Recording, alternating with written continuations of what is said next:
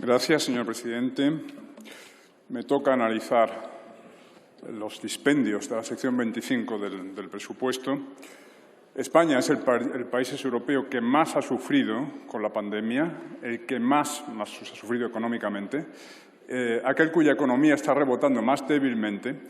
Nuestro porvenir económico es muy sombrío, con una deuda pública que alcanza el 122% sobre el PIB, lo cual significa que irá estrechándose contra nuestro cuello el nudo corredizo de a poco que suban los tipos de interés, que subirá muy probablemente, se estrechará sobre nuestro cuello el nudo corredizo de las primas de riesgo y el peligro de bancarrota. Pero claro, eso le estallará en las manos al Gobierno siguiente y, entre tanto, ustedes se habrán ido de rositas.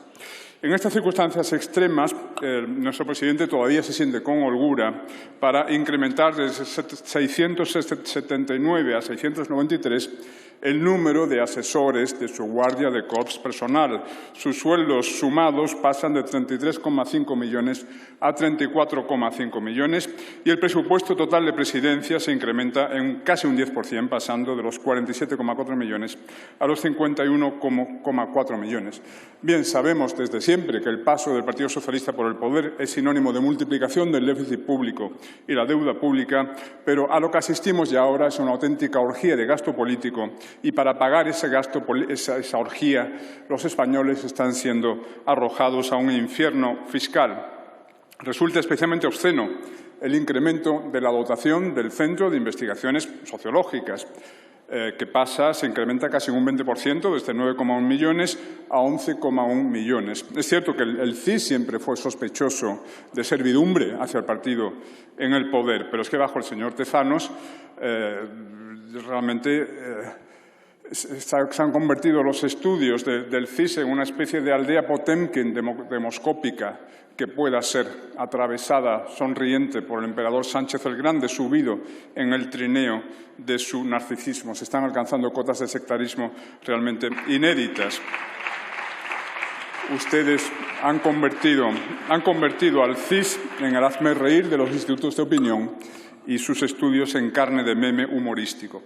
Pero, por supuesto, lo más escandaloso es el incremento de un 4% en el presupuesto dedicado a memoria histórica, que pasa de los 11,3 millones a los 11,8 millones. Es decir, casi 12 millones de euros dedicados a la reescritura totalitaria de la historia y a resucitar en los corazones el enfrentamiento entre las dos Españas. En este momento están debatiendo ustedes la posibilidad de concederle a Podemos y a Esquerra nada menos que la revocación de la Ley de Amnistía de 1977, como han indicado antes los portavoces del Partido Popular y Ciudadanos. Si llegan a hacerlo, además de pisotear un principio básico del Estado de Derecho, como es la irretroactividad de las normas desfavorables, estarán destruyendo uno de los hitos fundamentales de la reconciliación de los españoles en los años 70.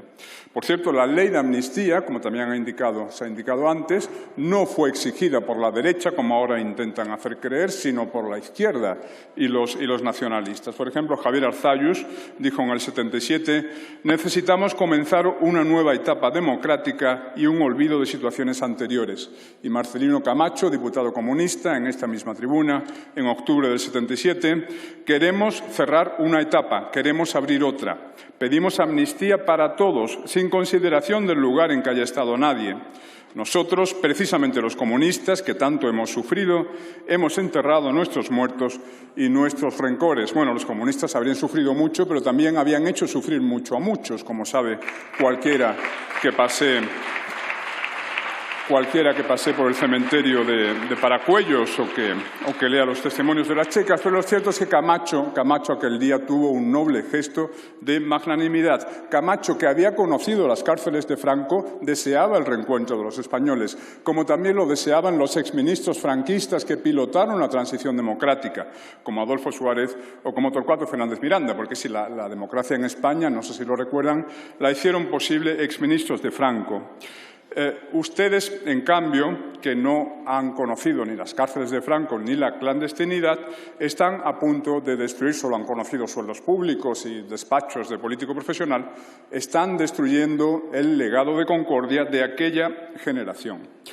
La ley de amnistía no solo fue exigida por la izquierda, también benefició fundamentalmente a la izquierda, según un estudio de la izquierda de los nacionalistas. Un estudio de la Fuerza de Seguridad del Estado, con la ley de amnistía del 77, salieron de la cárcel nada menos que 1.232 miembros de la ETA, el Grapo, el Partido Comunista Reconstituido y el FRAP. Por cierto, el señor Pablo Iglesias, ya definitivamente ausente de esta Cámara, suele presumir de su padre frapero. Yo la verdad es que prefiero presumir de padre empresario. Pero entre los que salieron de la cárcel con la ley de amnistía estaban los autores o los colaboradores del atentado de la cafetería Rolando en la calle del Correo en 1974, que produjo 13 muertos y 70 heridos. Entre ellos, por ejemplo, los comunistas de carné, Eva Forest, compañera sentimental del dramaturgo Alfonso Sastre, que era reivindicado hace poco aquí por Bildu, y Antonio Durán. Por cierto, el 55% de los excarcelados volvieron al terrorismo, y de esa forma pudieron colaborar en la gran ofensiva terrorista de la ETA y el Grapo en los 6 años siguientes, que fueron los más sangrientos de nuestra democracia. Se produjeron más de 1.300 atentados entre el 78 y el 84, un promedio de 1 cada 2 días, y fueron asesinadas 365 personas, un promedio de 1 a la semana. Señores de la izquierda, ustedes han destruido ya el espíritu de la transición.